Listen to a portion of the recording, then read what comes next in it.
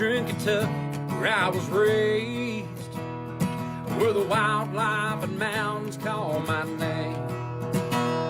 I was born to hunt, I was born to guide, a camouflage on a rifle by my side. Just good old country boys chasing dreams in the Appalachian Mountains, field and streams. From those white-tailed bucks strutting toms, the bugling elks that are on the run. Where those dreams are made, the trophies is our game. The TLC Outfitters is our name.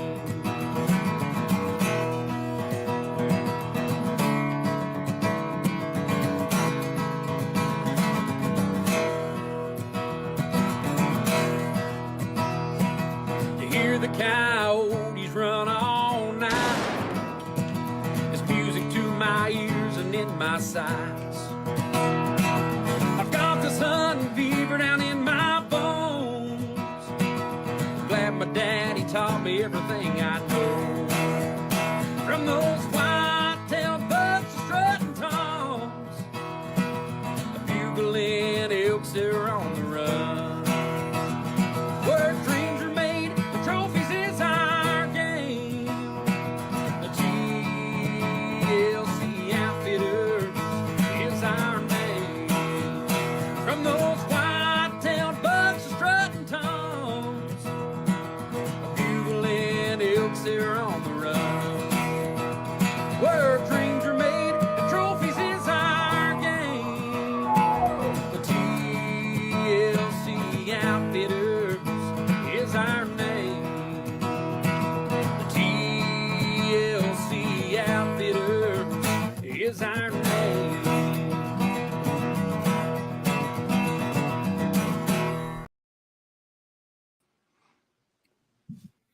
Hey everybody, happy Tuesday night. Welcome to On Air and Outdoors with TLC Outfitters. Hope everybody's had a great week.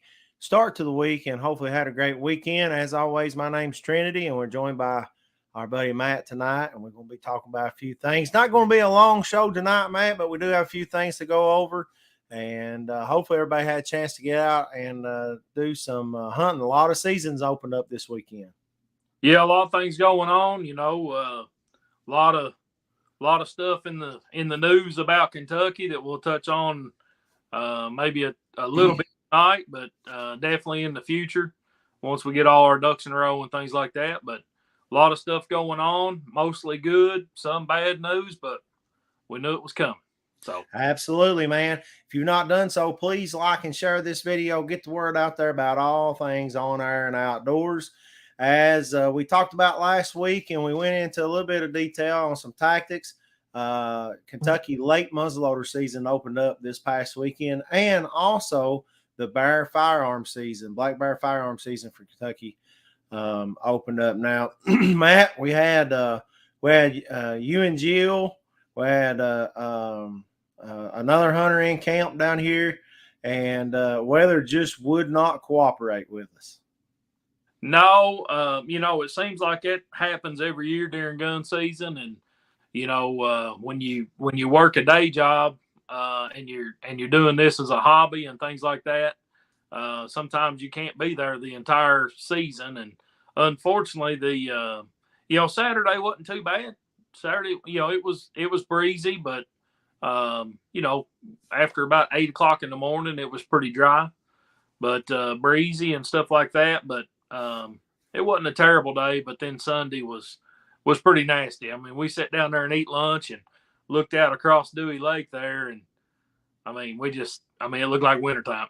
Yeah, it was pretty tough conditions, to say the least. Now brought in these daggone cold temperatures, which for this time of year is what it's supposed to be. But I tell you what, man, I got my long sleeves on. I'm froze today, but I've not looked at the bear harvest total. If somebody knows that's watching, maybe you can tell us what the bear harvest looks like. I've seen one, maybe two photos on the feed on social media, but I don't think there've been a whole lot of bears harvested over the weekend. Yeah, Yeah. Like I said, the weekend wasn't the best for bear hunting. Yesterday, today, tomorrow, those bright sunny days, those are the days that the bears like. From what I can gather, and unfortunately, it's not what we had, most of the weekend. But hey, before we go too much further, man, them young kids these days, they would say you got a nice drip going on there. Really? Yeah. Am I drippy or what am I Yeah, doing? drippy, buddy. What are you supporting there? Hey, let me tell you something, man. We've got it going on, as you can see right here. That's a good time to pop this up here. We have teamed up with Rick's Thermal Optics. As you can see right here, we have now got fully guided thermal predator hunts, and we can take you out featuring the brand new Rick's Thermal Optics, and we are very excited. You see all the information right there. Season goes from December 1st all the way through to March 31st. And of course, you got a summer season too. So, man, Rick's Thermal Optics, we got to play around with these things this weekend. And I tell you what, man, it is top of the line stuff. Yeah, man, it was cool. Of course, this is something that I'm super excited about. I mean, we've been talking about it for a little time now, and between you and I, and we finally pulled the trigger on getting these things together and linking up with Rick's, and I'm super excited, man. This is going to open the door to a whole new type of hunting that a lot of people would maybe never get to enjoy, and this is going to be good, man. I'm super excited. Absolutely. And we've already had some success, and we'll talk about that here in just a little bit. But, man, just like last week, if you look right here, we're offering these guided thermal predator hunts, $25 off. If you book before December the 25th, we already had some bookings, $25 off. And if you book tonight before 12 a.m., before midnight, we're going to knock another $25 off. So basically $50 off a booking. I don't know what else. A couple $100 a person, man, to go out and to enjoy a nighttime. It's up to 4 hours. Who knows what we get into, if we get into the hunting's good, if it goes longer. We may hunt to midnight. We may hunt to 1, 2 o'clock. Don't know. But, you got a chance right here to go out and hunt with some of the best equipment on the market. That was bad terminology, Trendy. I got to cut you off. That was bad terminology. All right, let me back up. It's at least 4 hours.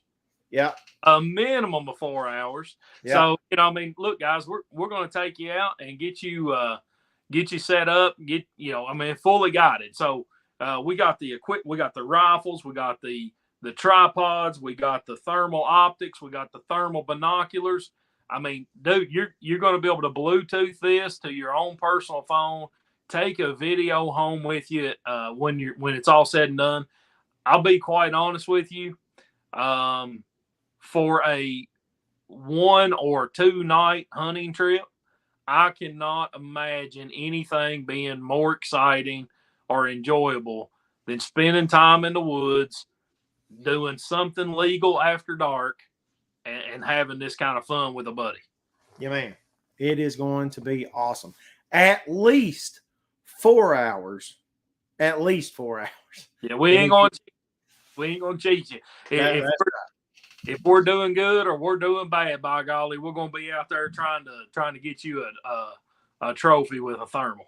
That's right. Take $25 off your booking till December the 25th. That's Christmas Day. And then you got $25 off tonight's show special. So you can take $50 off tonight if you book by midnight. So, man, we take off. And we've already got bookings taking place, folks. That's right. Look, need to get on this. Jump on it. That's right. And we take all sorts of plastic. So, give us a call. There's not a more affordable, fun time out there in the woods than this right here. That's exactly right. And it's great predator management. And, for me, I'll tell you what I see when I see these hunts right here. I see those folks out there, let's face it, thermal optics, thermal imaging is not cheap. It's not cheap. And I see this as a gateway for people to say, you know what, I'd love to do it. This is a huge investment for me. It is for anybody. Before I do this on my own, I want to go see what it's all about. And, a couple $100 versus, right on up the ladder. Yeah. Yeah. This is your chance to go out and get the real deal. So, guided thermal predator hunts featuring the brand new Rick's thermal optics. We are excited. And as Matt says, we're drippy or something. Yeah. Something I don't know. Yeah. Something like that. So, we got our number one fan. My mama says hello. Your better half wants to know if we got any coyotes. I'd say she's wondering if we got any black bear down here in eastern Kentucky too. Yeah, look, black bears and coyotes they treat me a whole lot alike. Yeah, they do. Yeah. I love shooting these things at night, and it is pretty rare that when I'm home and available to walk out there and shoot them, they rarely are around. It's like they're nowhere to be found. But when I'm out of town or my truck's not sitting in the driveway, it's like they just come have a party at the Woolwine farm. So, and bears do the same thing to us. That's right. Well, that was proven yesterday. Yep. I seen it. Hunted Saturday and Sunday, come home, and by golly, Monday one is trying to find us in the camera lens. That's right. And like Mama said, they are everywhere talking about coyotes. I hope she's not talking about bear because she can't prove that one yet. It is unconfirmed. So if you remember several years ago, my buddy TJ, our buddy TJ, drew that bull archery tag, and we went down there hunting. Well, during the middle of our hunt, we hunted about 6 days, I think. And during the middle of our hunt, I had to drive back for a personal reason back home and do something at night with the family. And I want you to know that when I left there, TJ sat out there on that hillside and videoed a bear coming out and digging through the rocks, getting stung by the yellow jackets. And and then, of course, I wasn't there to see it. They just treat me wrong, buddy. Maybe you're an anti-bear guy. Yeah. Maybe. They're wanting to get shot is what they are. That's right. We got some folks joining us tonight. Our good friend, Randy Newsom from 3R Archery. Appreciate him. Very own Eric Atkins, buddy. Hope you're doing good tonight. Casey Hall, thank you. We already talked about your better half and my mama. Bilge Alley. Ryan Reeves, Kim Hancock, thank you for joining us. We appreciate it. Darlene Rhodes, our very own Paris, Canada. Daniel Baker and Jason Kilgore. Hope you all are doing well tonight. Shout out to Daniel Baker. He's a friend of ours. Grew up with James. Him and James are the same age. And I know for a fact he just started following us yesterday or Monday. I guess yesterday, Monday. Yeah. So thanks, Daniel, for tuning in. Yeah, thank you, Daniel. Paul Priest right here, the tracking man extraordinaire, says hello. Hope you're doing well, buddy. Man, you talk about a guy who has the exact opposite problem that you and Jill got. The Bears won't leave this guy alone. I've seen his social media feed every week, and he posts about his hunts. He's had Paul and everything. We've had Paul on the show with Star, his dog, tracking dog and everything. But these bears aggravate the daylights out of him, man. Won't leave the feeders alone. Doesn't matter if he puts them up high. It don't matter. And he's got the total exact opposite problem that you all got. Hope you're having a good evening, Paul. Thank you very much. I need to start wearing Paul's cologne or something. Yeah, that's what Old de Bear or something. That's right. Yeah. It was muzzleloader season. And our very own Nathan Harless, this is his mom, Jamie, harvested a super nice Eastern Kentucky 10-point right there, man. Just a real wide, and you can see a big old long, mature whitetail right here in Eastern Kentucky. So huge congratulations to Jamie Harless on a nice buck, showing them boys that there's not the only one that can harvest big deer. Matter of fact, I'd say this old buck right here probably whooped Nathan's tail just a little bit. So Yeah. Way to go, Mama Harless. Big old wide joker. Yeah, man. Yep. Matt, speaking of coyotes, Don't know nothing about it, buddy. somebody had a little bit of success this week. Well, yep. I guess you're gonna pull up a video or a picture or something. Oh, who Video this week or picture this week, video next week, buddy. Gotcha. Yeah. Yep, folks. Everybody talks about breeding pairs middle of January. That's a big old healthy male and a big old healthy female right there. And let me tell you something. That gets my heart a pumping. I mean, you know, I've been kind of under the weather for several days, and when these started rolling in, it took all my illness away until we got them in the bed of the truck, and then after that I went straight back to being sick again.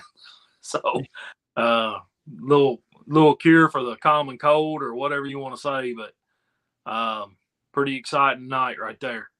Yeah. Anytime you can double. I thought I was going to triple, but look, you know, so those thermals, when the humidity's high, foggy, rainy, whatever the case, you know, whatever the case is, I can't say whatever the case may be because my wife will get on me, but whatever the case is, when the humidity's high like that, those thermals, they just don't pick up quite as good as they do when it's dry. And so the video next week, you know, you'll have to look over it just a little bit. But I shot one, another one took off, lip smacked it. I shot the male, the female took off, run up her on the hill, probably 400 yards close to it, lip smacked her right back in, pulled the trigger, dropped her on top of the other on the male there. And then I reloaded, scanned the hillside, and I started lip smacking again, boy. And let me tell you something, them possums, they don't lip smack quite like a coyote does. So I thought I was getting 3 there for a minute, but it turned out to be 2 and a possum. So yeah. That is awesome. That is awesome. Congratulations, man. That's 2 fawn killers out of the way right there. 2 more, folks. You know, there's 70 pounds of dog right there. Yeah. If any of y'all have got a black lab that's roughly 70 pounds, you know how much food a black lab's got to eat. You know, there's a 40-pound male and a 30-pound female. So you might as well say a 70-pound dog right there. You know how much food a black lab's got to eat in a year? Now equate that into rabbits and fawns and, you know, turkey poults and eggs and whatever else you want to say. I mean, they eat mice and stuff too, which can be good, but it takes a whole lot of food in a year's time to feed a 70-pound dog. So I'm super excited to get these off my property. And these are just 2. You know what I mean? I mean, you take in consideration, you get different stories about how many fawns that these things take out. You know, anywhere from 7 to 11 fawns a year. You know, or during the season. I shouldn't say year; it's during, you know, fawn season. So if that's the case, then, you know, you've saved 14 to 22 fawns right there. And just like you and I have talked over the last year, you know, you've seen more turkeys, you've seen more poults, you've seen more fawns, you've seen more what we call, you know, brood nannies, or you've seen more, you know, more of the doe and the fawns on your place than you ever have. Yeah, I really have. And you know, hopefully I just keep hammering these things, and hopefully that trend just keeps trending up. Yep. Because it's taking wildlife this year since I killed so many back in the spring season. Yeah. Gator Paul says, "Hey guys, Justin Tinsley checking in with us." Mama Shirley says, "Matt, come up here and kill a bunch that we have. We're gonna work on them. We got to save those for the clients." Yeah, that's right. That's right. Thank y'all for joining us. We appreciate y'all very much. I'm gonna try to do something here now. You know, we've talked about so many good things over this year. We have had a lot of good stuff happen starting back in January, but we knew it was a matter of time, man, till the news would hit. We didn't know exactly when it would, but Kentucky now has a confirmed case of chronic wasting disease, or CWD. And there's about 30, I think there's a total of 30 states that have confirmed cases. You know, the first case showed up out west, and some enclosed mule deer places back around 1967, I think. And then it got out to free range and free roaming pairs. And it's very detrimental to deer and elk and everything. Now, their original thought process, you know, if you take the Wisconsin herd, if you've kept up with things over the past couple of decades, you know, the Wisconsin herd was really the first real kind of showcase of CWD and response to CWD. And we found out that the response was not one that should have been warranted. So there was a lot that was learned. You know, it was bad, as they basically wiped out the entire herd. But you know, now they've found out that, you know, that's not the answer. So that was good. That was a bad thing, but there was a lot of good that came from that. So, you know, there's one thing that I can promise you: Kentucky Department of Fish and Wildlife. You know, you think about how long. You know, and you hear the horror stories, and hopefully hopefully next week we're going to have some people on that are, you know, very well pronounced in all this stuff. We're going to have some biologists on it and people that can really get down to the brass tacks about it. We're just going to touch on it, and we're going to tell you where you can go find out more information about what's going on. The worst thing that the public can do is to buy in to all the ridicule, to buy into all the rumors, to buy into all the negativity, and to buy into all this stuff. You know, I hear it. You know, we hear it every day, Matt. You know, all Kentucky's. You know, we've had it this long, and we've had it longer, and this. And that. It doesn't matter. It doesn't matter. The first confirmed case of CWD. There's been so much research that has went into this over the past years. And now we've got it confirmed. We can say what should have been or what could have been, and think how long it's been since Kentucky has, you know, we've been doing, and all these things that we have been doing to try to prevent it, you know, with keeping cerebral spinal matter out of the state from other states, taking care of things, doing check stations. Anyway, it's here. It's not time to panic. And we will get the authorities on here next week to talk all about CWD. But in the meantime, and true Kentucky Department of Fish and Wildlife fashion, you can go to fw.ky.gov. I don't know if I can do this. I'm going to do my best to try to do this right here and see if it'll. You know, Trinity, just touch a little bit on what you said there. You know, it's not time to panic. You know, That's right. Since the Wisconsin thing started, we realized that there's better management practices to take care of this or to control this as much as possible. So, you know, I'm not looking for Fish and Wildlife to start hiring National Guard to come in with M16s and wiping out deer. That's not what's going to happen. There's going to be better management practices than that moving forward. And, you know, now there's probably going to be a lockdown on feeding the wildlife and stuff like that. I mean, there's definitely going to be some things that are going to change your wildlife management practices on your places, on your personal places, and, you know, just try to stay up to date with it and make sure you're legal and make sure that you know, the decisions that you're making are warranted by the experts, and you know, we'll figure this thing out. That's exactly right. And, you know, that's what being a true sportsman or sports lady is all about, and doing our part. But if you go right here, we talk about it every week, fw.ky.gov.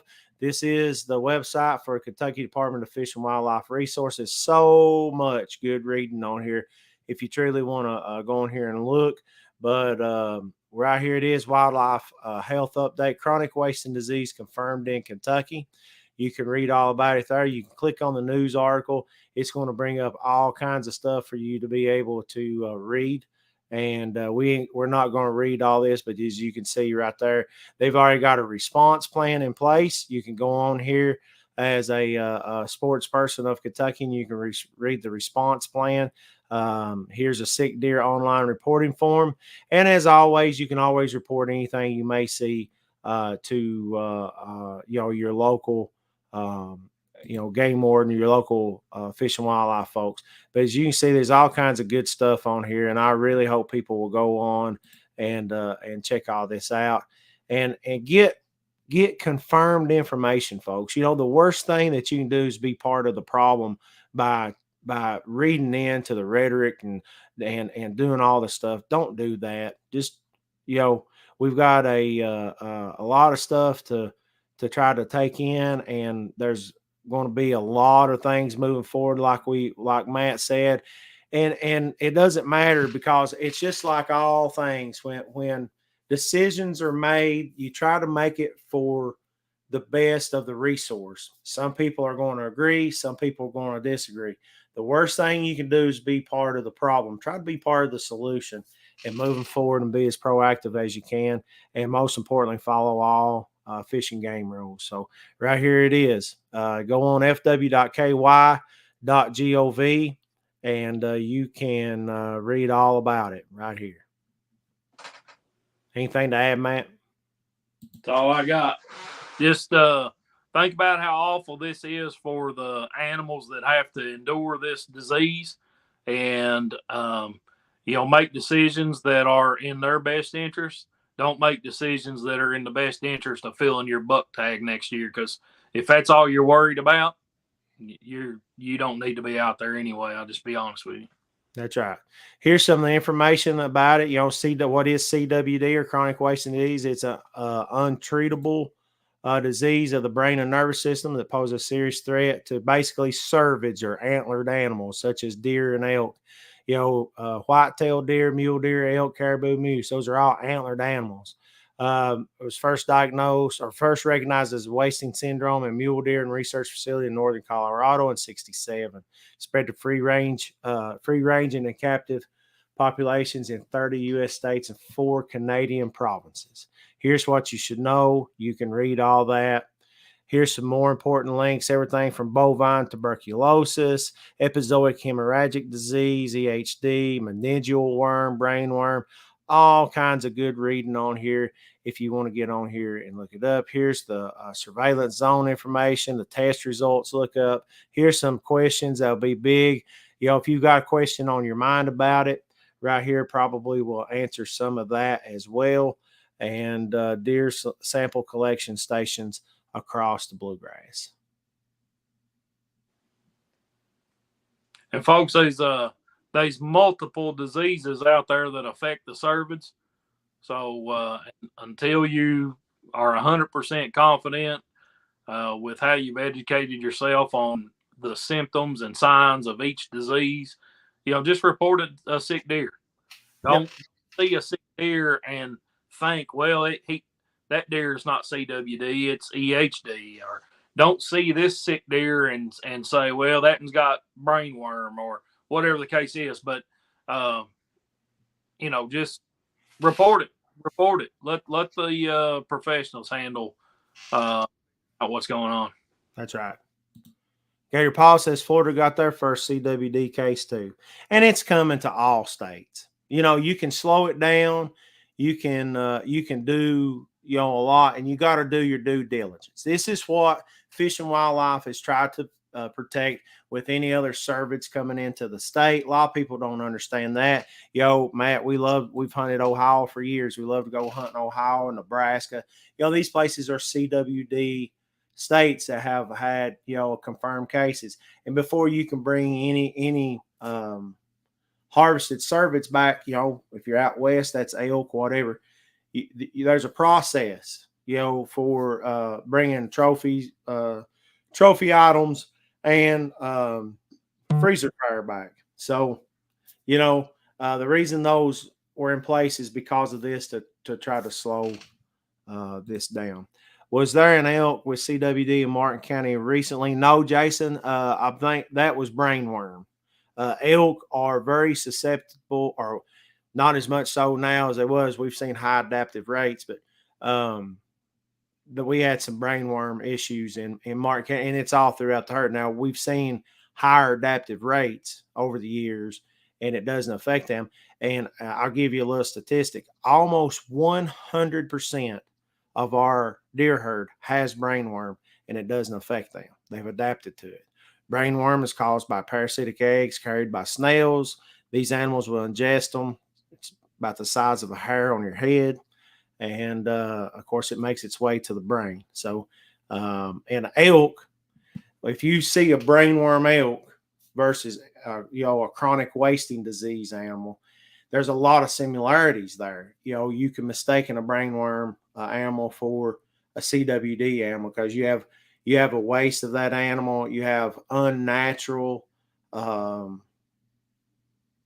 traits showing. You have things where maybe you've heard somebody pet an elk, or you hear an elk going around in circles, or any kind of unnatural behavior is a good implication of what's maybe brainworm. So if you see a sick animal, the best thing to do is to call it in and let the biologist handle it. Worst thing you do is send out a panic. Oh man, we've got ask questions. Nothing wrong with asking questions. Speculation's different. So thank you, Jason, for this question. I appreciate that. What am I missing on that, Matt? I think we're good. Let's figure it out next week better. Yeah, man. We're excited. Next week, tune in next week. We'll have some folks on from the department, and we'll be talking about CWD coming up a little bit more. So, man, we're excited here in Eastern Kentucky coming up. A lot of people are for it. A lot of people are against it. But starting Friday are doe days here in Eastern Kentucky. So Friday, Saturday, Sunday, if you've not filled your one doe tag in Unit 4 or Zone 4, man, it's hard to go back and forth. The elk deer, unit, zone. Zone 4 tag. In Zone 4, you're allowed 2 deer, 1 buck, and 1 doe. And the only way you can harvest a doe with any type of firearm is with a muzzleloader the last 3 days of season.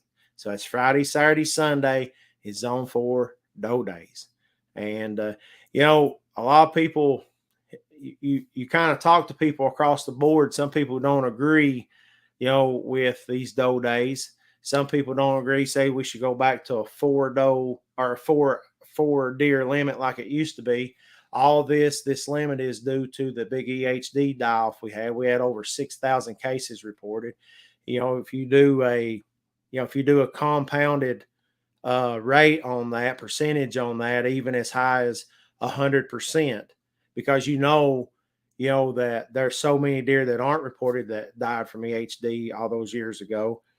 You're somewhere between 6,000 and 12,000 animals. So we were hit pretty hard. But that's why we're down to 2 tags and still haven't been raised up.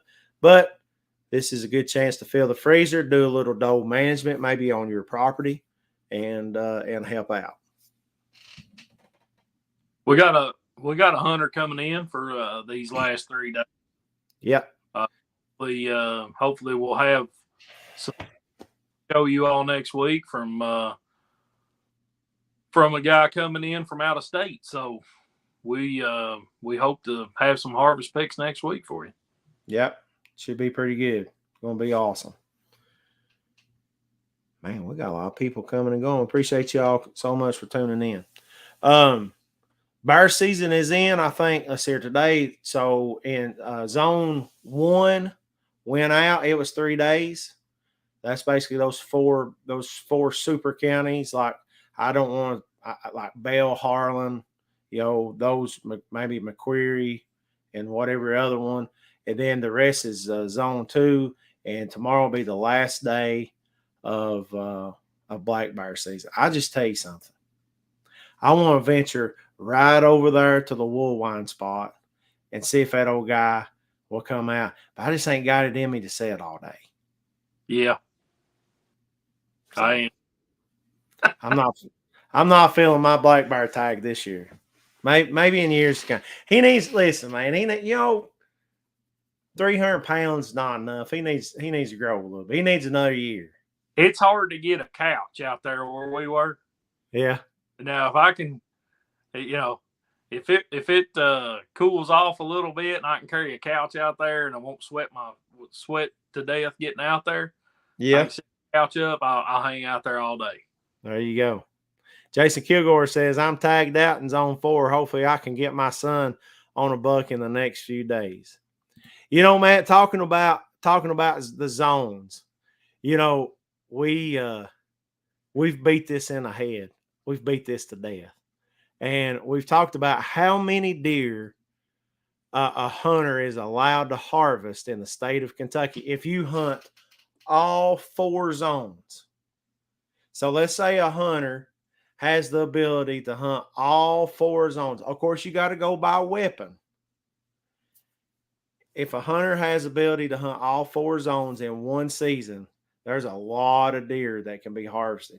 Not even counting the unlimited zone 1 doe tag, antlerless tags.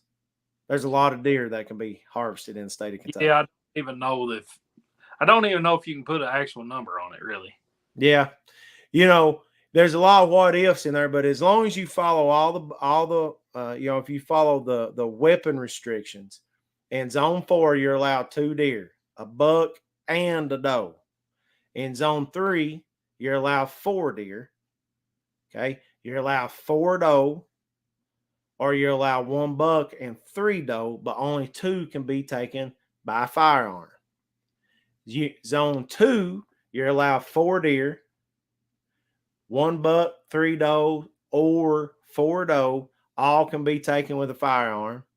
In zone 1, you're allowed 1 buck, unlimited doe, but you're only allowed 1 buck across the state. One buck. It doesn't matter what unit it is harvested in. You're allowed 1 buck, and when you're one and done, if you harvested in zone 1, you're done. Zone 2, you're done. Zone 3, you're done. Zone 4, you're done with bucks. You can't harvest another antlered animal.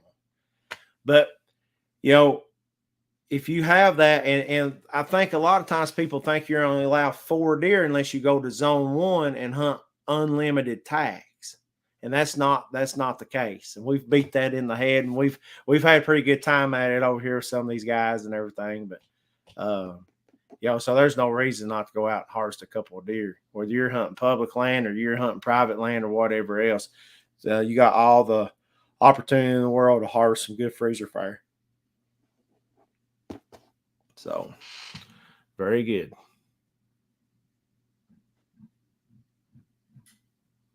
I'll tell you what, man, that's about all I've got for tonight. I know somebody.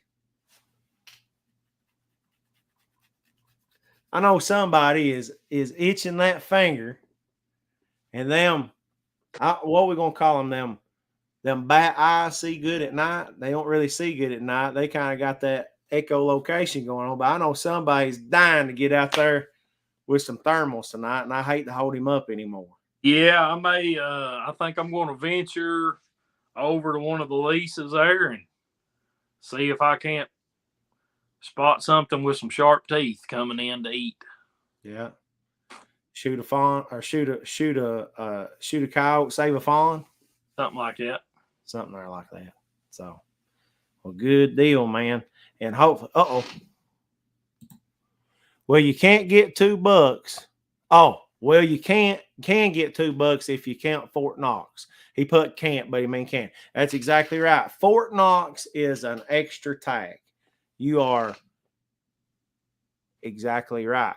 Thank you, Paul, for that. Yeah, some places are an extra tag, but that's the only way. If we're talking about, WMAs and regular outside of these, units like this, it's only 1 buck, but you can get 2 bucks if you do count this. Joe said with muzzleloader season, go ahead. If you read in the regulation guide, it names about 4 or 5 places in that regulation guide that is an extra buck tag. Bluegrass Army Depot, Fort Knox, but wherever those places are. Okay. Yeah. But when you show up there to hunt, if you get drawn for that quota and you showed up there for that hunt, that that location can change that rule like that. Right. Yeah. For Bluegrass Army Depot is listed in this year's Fish and Wildlife Guide as an extra buck tag, but it was not this year. Yeah. And that, you know, it just says these are basically, it's saying these are potential extra buck tags. So Right. once you get on for the quota, they will let you know if it actually is or it's not. Right. Which at that point, it doesn't matter now, but right. Moving forward. Yeah. So our buddy Joe here says, he says, don't go. He said, any zone where there's a firearm season in, deer coyote night season is closed. Do we know that? I've not read that. He said, they said they've stopped for the entire week. That ain't what it says. Yeah. He said he'll post the link for us. That would be awesome. Yeah. Thank you. Appreciate that, Joe. Yep. Awesome. Awesome. Well, brother, that's all I've got. You got anything else? I'm out. Yep. Very good. Very good. Folks, we appreciate y'all tuning in tonight. Thank y'all so much. We hope that y'all will get out there. If you've not filled them tags, man, get out there and take somebody hunting. If you have filled those tags, find a kid to take hunting. Find somebody young at heart to take hunting.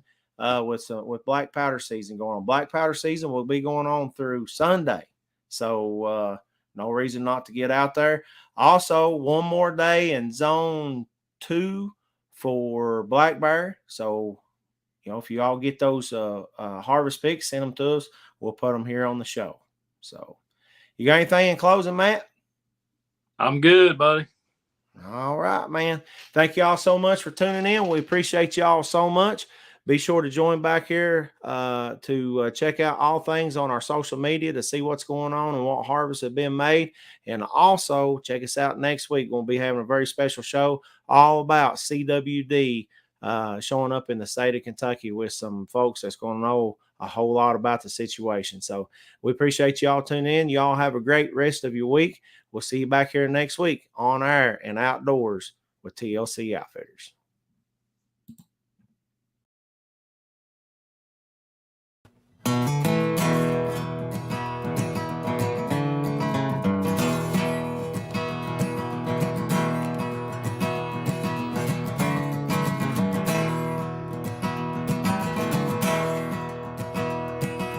Eastern Kentucky, where I was raised, where the wildlife and mountains call my name. I was born to hunt, I was born to guide, a camouflage on a rifle by my side. Just good old country boys chasing dreams in the Appalachian Mountains, feel the trees. From those white-tailed bucks strutting toms, the bugling elks that are on the run. Where those dreams are made, the trophies is our game. The TLC Outfitters is our name.